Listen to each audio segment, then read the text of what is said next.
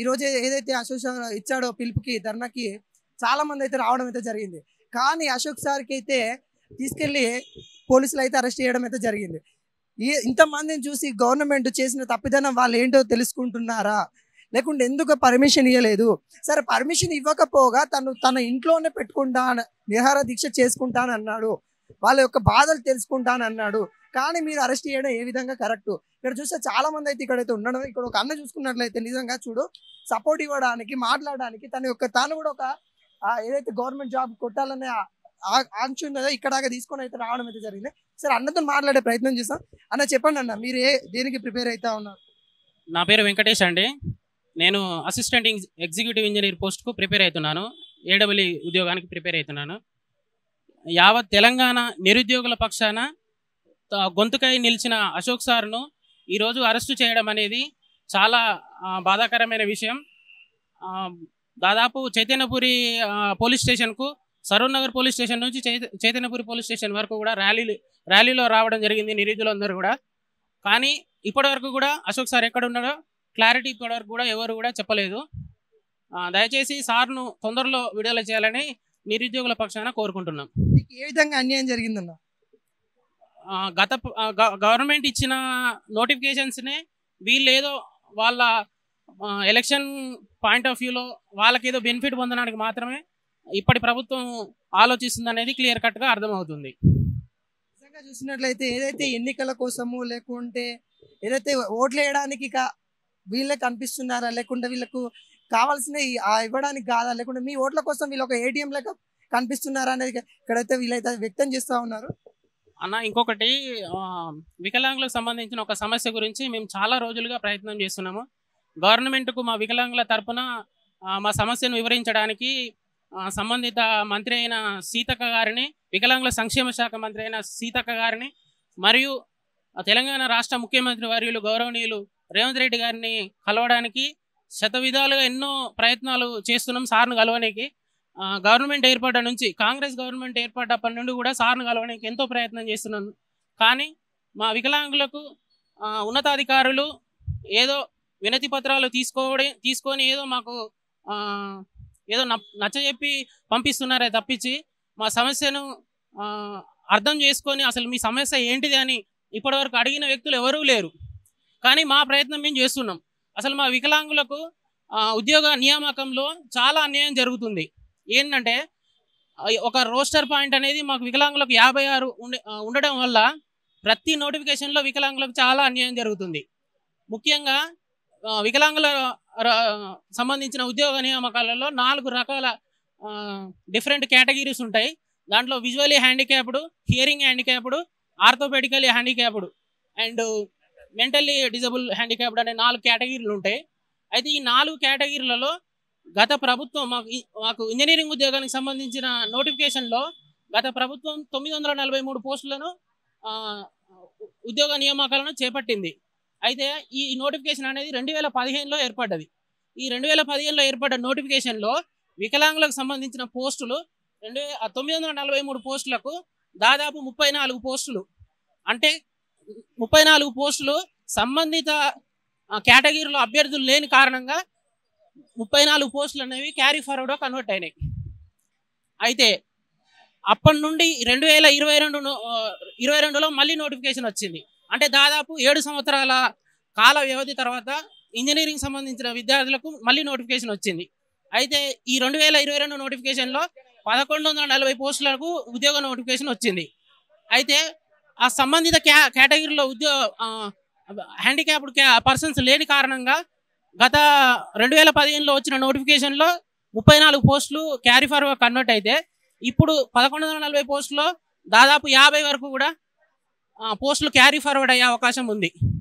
అయితే మా వికలాంగులకు సంబంధించిన దాంట్లో మేమందరం కూడా ఒకటే రిక్వెస్ట్ చేస్తున్నాం ప్రభుత్వాలను, ఎవరైనా అదే నోటిఫికేషన్లో ఏ కేటగిరీలో అయితే అభ్యర్థులు లేని ఎడల మిగిలిన కేటగిరీ సంబంధించిన వికలాంగ అభ్యర్థులతోటి అదే నోటిఫికేషన్లో అన్ని పోస్టులను భర్తీ చేయాలి.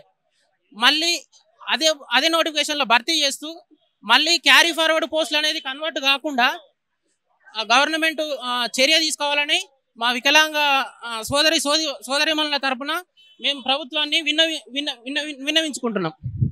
సార్ మేము గొంతెమ్మ కోరికలేం కోరుకోవట్లేదు. గురుకుల నిరుద్యోగ విద్యార్థులకు ఏమైతే రీలింక్విష్మెంట్ ఆప్షన్ ఏదైతే కోరుకుంటున్నారో ఒక్క పోస్టు కూడా బ్యాక్లాగ్ కాకుండా మా పోస్టులను మాకు నింపండి అనేది కోరుకుంటున్నారో, అలా మా శారీరక వికలాంగులమైన మేము, అసిస్టెంట్ ఎగ్జిక్యూటివ్ ఇంజనీరింగ్ అంటే టెక్నికల్ విద్యార్థులమైన మేము, మళ్ళా నాన్ టెక్నికల్ ఉద్యోగాలకు ప్రిపేర్ అవుతున్న గ్రూప్ 1, గ్రూప్ 2, గ్రూప్ 3 విద్యార్థులకు అందులో శారీరక వికలాంగుల యొక్క జనాభా ఎక్కువ ఉంది. కానీ మాలో 4% కేటగిరీలు అయినా అందులో బదిరీలు వీళ్ళ రోస్టర్ పాయింట్ ముందడం వల్ల వాళ్ళకు పోస్టులు ఎక్కువ వస్తున్నాయి. అలాంటిది మేము వాళ్ళ పోస్టులు ఏం కోరుకోవడం లేదు. వాళ్ళ పోస్టులో వాళ్ళు లేని ఎడల ఏదైనా ఒక కారణం చేత మా అభ్యర్థులు అందులో కానీ మెంటల్ సంబంధించిన అభ్యర్థులు కానీ మూగా చెవిటి అభ్యర్థులు కానీ లేని ఎడల అట్టి పోస్టులను మేము అందుబాటులో ఉన్నాము. మేము అన్ని రకాలుగా అర్హత కలిగి ఉన్నాము.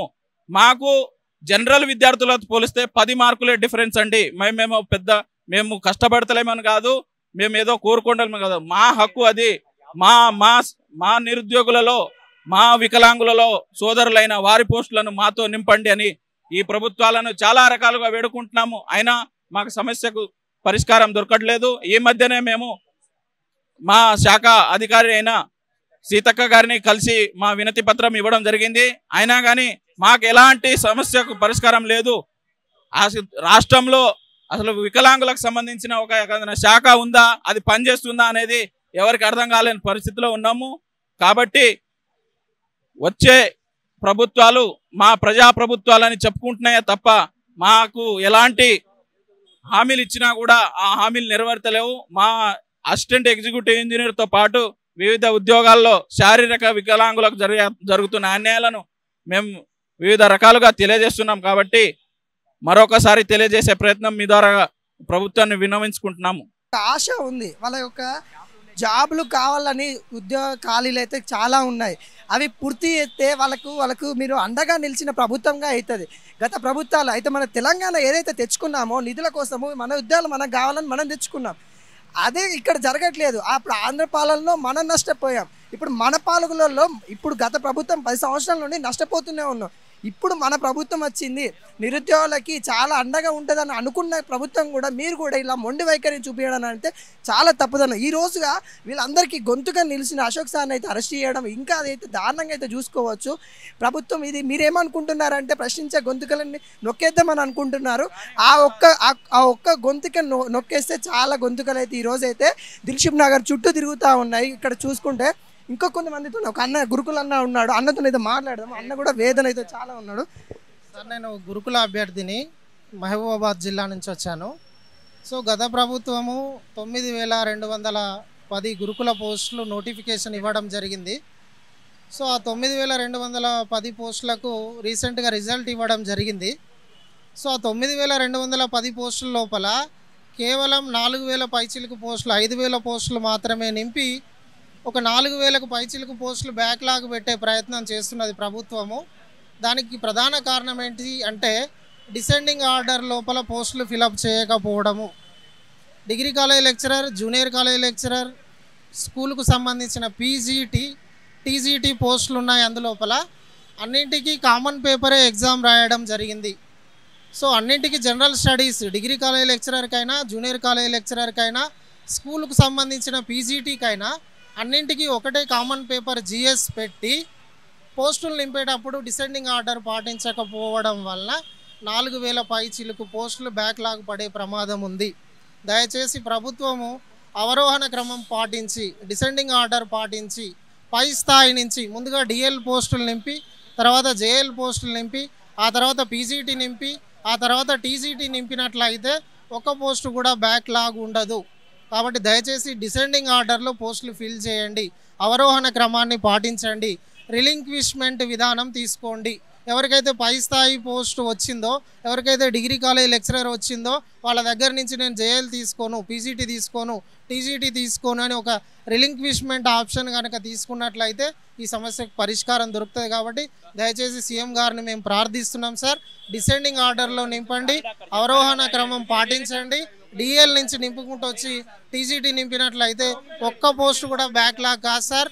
2,50,000 మంది పరీక్ష రాశారు. అందులో కేవలం 9,210 పోస్టులు మాత్రమే నింపమంటున్నాం సార్. 2,50,000 పోస్టులు నింపమని మేము అడగట్లేదు. ఎవరికైతే మెరిట్ ఉందో ఆ 9,000 పోస్టులు మాత్రమే నింపమని సీఎం గారిని మేము వేడుకుంటున్నాం సార్. 4,000 పోస్టులు బ్యాక్లాగ్ అయ్యే ప్రమాదం ఉంది.